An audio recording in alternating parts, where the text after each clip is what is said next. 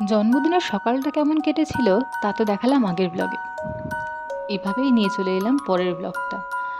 এই ব্লগে দেখাবো জন্মদিনের দিন আমি কি সারপ্রাইজ পেলাম। তার আগে এটা দেখে নিন, আমার জন্মদিনের পরের দিনই 7 সেপ্টেম্বর ছিল গণেশ চতুর্থী। তো আমি যখন 6 তারিখে বাড়ি ফিরছিলাম, তখন রাস্তায় সব দোকানগুলোয় এত সুন্দরভাবে গণেশ ঠাকুরগুলো সাজিয়ে বিক্রি করছিল যে রাস্তাটা দেখতে এত ভালো লাগছিল। চারিদিকে ছোট ছোট গণেশ, বড় গণেশ, বিভিন্ন স্টাইলে তারা বসে আছে। যাই হোক, বাড়ি তো ফিরলাম। বাড়ি ফিরতেই মা বলল যে বিকেলবেলা কয়েকজনকে নেমন্তন্ন করেছে, তারা সবাই নাকি আমার জন্মদিনে আসবে। সেটা শুনে আমি তো খুব খুশি হয়ে গেলাম। মা বলল চল দুজনে গিয়ে বিরিয়ানি কিনে নিয়ে আসি, বিরিয়ানির নাকি অর্ডার দেওয়া আছে। বিরিয়ানি কিনতে গিয়ে দেখি ওখানে প্রায় 10 থেকে 12 প্যাকেটের বিরিয়ানির অর্ডার দেওয়া। বলে এত লোক কী করে এলো? এই যে বাচ্চাগুলোকে দেখছেন, এরা সব আমার স্টুডেন্ট ছিল। হঠাৎই দেখছি সন্ধ্যাবেলা যখন আমরা বিরিয়ানি আনতে বেরোবো, তখন এরা এসে হাজির। বলছে দিদি কালকে তো আসতে পারিনি, কালকে 5 সেপ্টেম্বর গেল তোমার টিচার্স ডে, কিন্তু আজকে আমরা এসেছি, তোমাকে সারপ্রাইজ দিতে এসেছি। সত্যি বলছি, এরা যে এসেছে আমি প্রচণ্ড খুশি হয়েছি। আমার সকাল থেকে মনটা খুব খারাপ ছিল। প্রত্যেকবার এরাই সেলিব্রেট করে আমার জন্মদিন। সত্যি কথা বলতে যদি আমি নিজেও না করি, কিন্তু এরা ঠিক মনে করে আমার জন্মদিন বলুন, টিচার্স ডে বলুন, এরাই সেলিব্রেট করে। এবারেও যে এরা এসেছে আমি প্রচণ্ড খুশি হয়েছি। যে এই যে বাচ্চাটাকে দেখছেন, এ আমার প্রথম স্টুডেন্ট। একে আমি অনেক ছোটোবেলা থেকে পড়িয়েছি, মাধ্যমিক অবধি পড়িয়েছি, তাই ও আমার খুব কাছের। হ্যাঁ, এরাও আমার খুব কাছের। এই মেয়েটা এত ছটপট করে, এত ছটপট করে, মানে ও একা থাকলে পুরো আসরটা জমিয়ে দিতে পারে।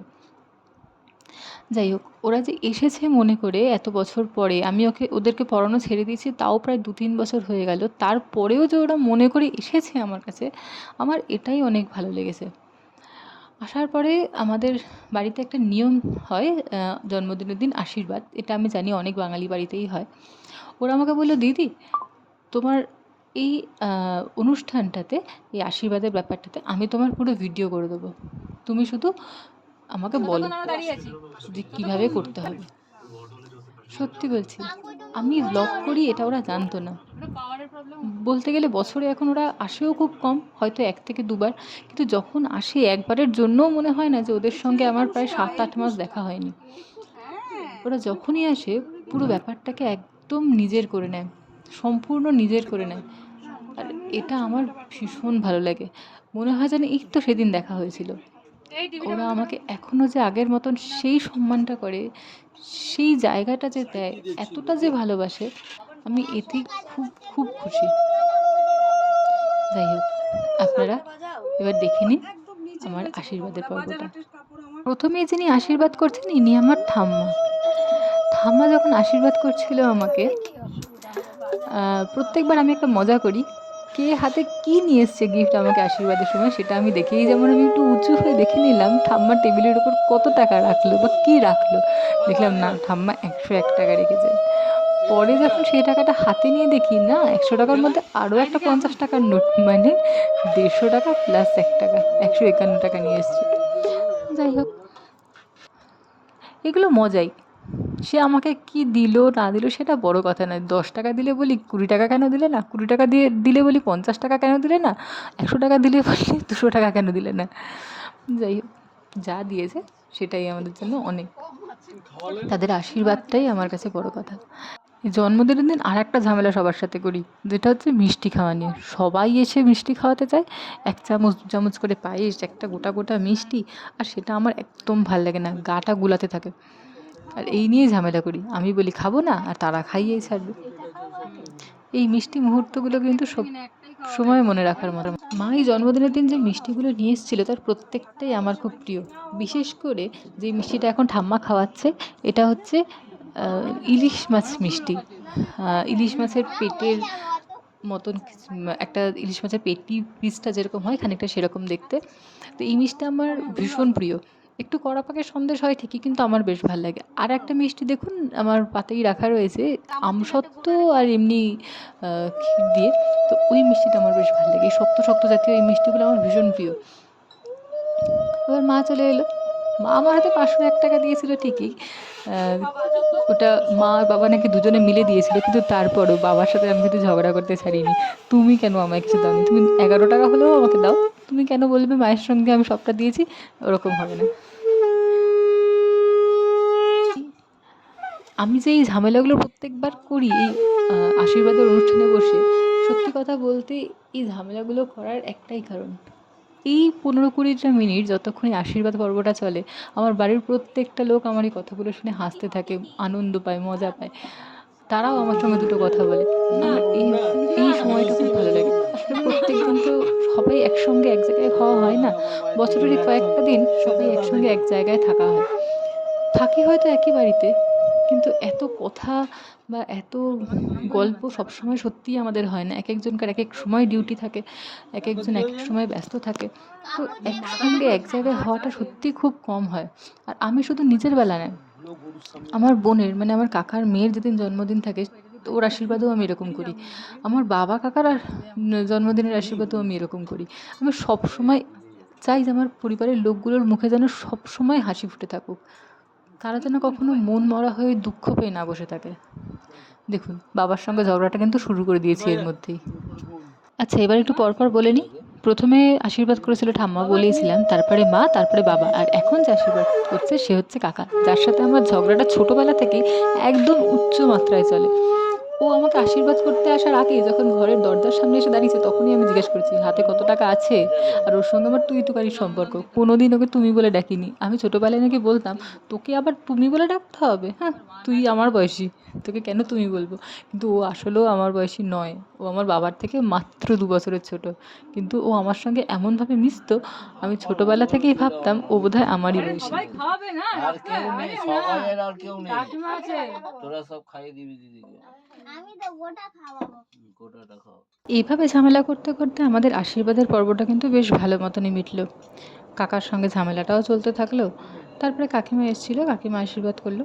সব মিলিয়ে সেই দিনটা ভালোই ছিল। আর এই একটা দেখেছেন কীরকমভাবে হাত পেতে ফেলেছি, এরকম আমি এরকম প্রথমে কাকার কাছে, তারপর বাবার কাছে, যে যে দেয়নি ঠিক খুঁজে খুঁজে তাদের কাছে আমি হাতটা পাতবো, তোমরা কিছু করে দাও। প্রথমে আমার চাহিদাটা শুরু হয় 501 টাকা থেকে, সেটা কমে কমে 201, 101, তারপরে 51, তারপরে 20, তারপরে লাস্টে 10 টাকা তো দাও।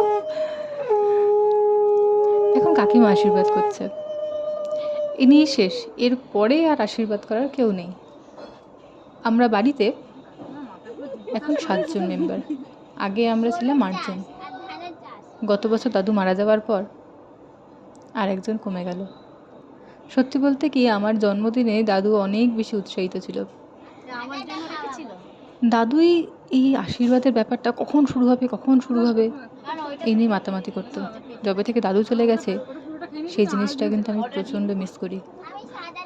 প্রত্যেকবার বিভিন্ন সময় আমার দাদুর স্মৃতি, দাদুর কথা বারবার মনে পড়ে। এবারের মতন আশীর্বাদের পর্ব এখানেই মিটে গেল। যেমন বললাম, কাকিমার পরেই আশীর্বাদ করার আর কেউ নেই। আসলে আশীর্বাদের রীতিটাও শুরু হয় একদম বাড়ির বড় থেকে নিয়ে ছোট অবধি। দেখুন কাকা কত টাকা দিচ্ছে, আগে আমার সেই দিকে নজর। ও আমাকে 100 টাকা দিয়েছিল, আর এমনভাবে মুড়ে দিয়েছিল ঠিক যেভাবে আমরা আগে ছোট্ট ছোট্ট চিরকুট বানাতাম সেই রকমভাবে। এগুলোই তো মজা, সারাটা বছর যেন আমাদের এভাবেই কাটে। এবার দেখুন আমার বাচ্চাগুলোর মানে আমার স্টুডেন্টদের শুরু হলো। এটা যদিও আমার বোন, ও একসময় আমার স্টুডেন্ট ছিল, আমিও ওকে ক্লাস 9 অবধি পড়িয়েছিলাম। তো ও এরকম শুরু করেছে, কারণ প্রত্যেকবার ওর জন্মদিনে আমি যেরকম করি মিষ্টি তোকে খাইয়েই ছাড়বো, ও তেমনি শুরু করেছে।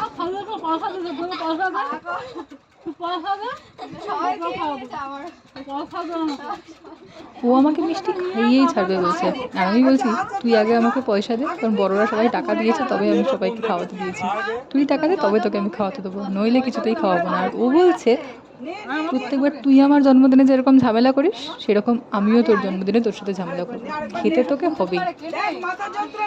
মারামারিটা খালি শুরু হওয়ার অপেক্ষা ছিল, আরেকটু হলে সেটাও হয়তো শুরু হয়ে যেত। সে যাই হোক, ভদ্রতার খাতিরেও আমাকে জলটা খাইয়ে দিল ঠিকই। এবার কেউ একটা পাশ থেকে বলে উঠেছিল যে তোর মিষ্টি তো তোর বোনরা খেতে পারে। আর আমার কাছে বোন মানে সেদিনকে তো শুধু আমার নিজের বোনটা নয়, আমার স্টুডেন্টগুলোকেও আমি আমার বোনের মতনই দেখি। তো সবাইকে একটা একটা করে মিষ্টি হাতে তুলে দিলাম।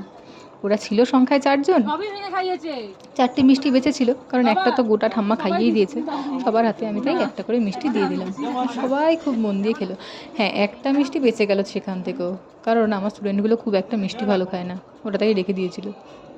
এরপরে সন্ধ্যেবেলা শুরু হলো কেক কাটার পর্ব। ততক্ষণে বাকি যারা ছিল, মানে যাদের আরও নেমন্তন্ন করা হয়েছিল, তারা সবাই চলে এসেছিল। এই যে পুচকেটাকে দেখছেন, আমার বন্ধুর মেয়ে, ওর নাম পুটুলি। আপনারা নিশ্চয়ই আমার অন্যান্য ভিডিও তোকে দেখেছেন, আমার ব্লগের মধ্যে অনেকাংশেই ও থাকে। আমি কেকটা কেটে সবাইকে খাইয়ে দিচ্ছিলাম। এই যে কেকটা, রেড ভেলভেট কেক, এটা আমি কিনে নিয়ে এসেছিলাম মঞ্জিনিস থেকে।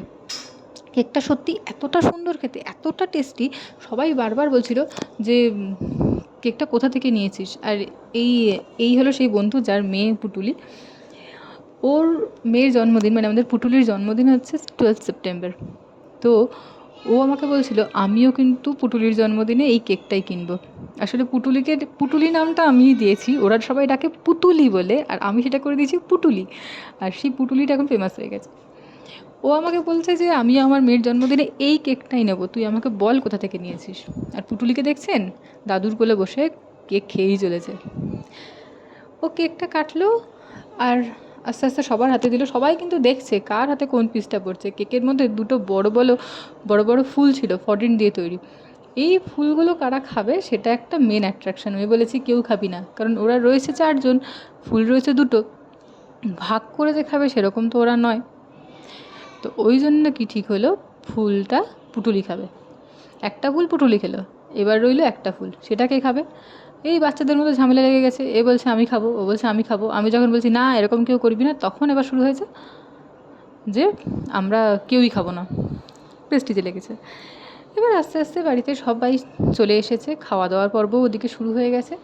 বাচ্চারা সবাই খেয়ে নিয়েছে, বড়রা মোটামুটি তখনও বাকি ছিল। একটু রাতের দিক করে বড়রাও সবাই আমরা একসাথে খেতে বসলাম। এই যাদের দেখছেন এরা আমাদের পাড়ারই আমার কিছু বোনরা, ওরা সবাই এসছে। আর এই যে আমাদের বিখ্যাত পুটুলি দেবীর মা, আরও একজন এসেছিল, এই দাদাটা হচ্ছে পুটুলির মামা। ছোটোবেলা থেকে আমরা পাশাপাশি বাড়িতে বড় হয়েছি ঠিকই, কিন্তু ও আমার নিজের দাদার মতন আমাদের স্নেহ করতো। ইভেন এখনও পর্যন্ত কখনও কোনো দরকারে আমি ওকে ফোন করতে দুবারের জন্য ভাবি না। এটা ভাবি না যে ওকে হেল্প করবে, আমি ঠিক জানি হেল্প করবে। এইগুলো ছিল আমার জন্মদিনের গিফট। আর রাত্রে যারা দুজন এসেছিলো তারা এই 2টো গিফট দিয়েছিল। যারা যারা আমার জন্মদিনে এসেছিলিস তাদের সবাইকে অনেক অনেক অনেক থ্যাংক ইউ। আর তোরা অনেক সুন্দর সুন্দর গিফট এনেছিস, প্রত্যেকটা জিনিস আমার প্রচণ্ড পছন্দ হয়েছে। তবে বারবার বলছি গিফটগুলোর কোনো দরকার ছিল না, তোরা যে এসেছিস মনে করি এটাই আমার জন্য অনেক, তোদের অনেক অনেক থ্যাংক ইউ। আমার জন্মদিনের এই কুর্তিটা অর্ডার করা হয়েছিল মিন্ত্রা থেকে, আমাকে আমার এক কলিগ দিদি এটা গিফট করেছিলেন। আর কানে যে দুলটা পরেছি সেটাও আমার গিফটেড, তবে সেটা গড়িয়াহাটের একটা দোকান থেকে কেনা। ভিডিওটা দেখার জন্য অনেক ধন্যবাদ।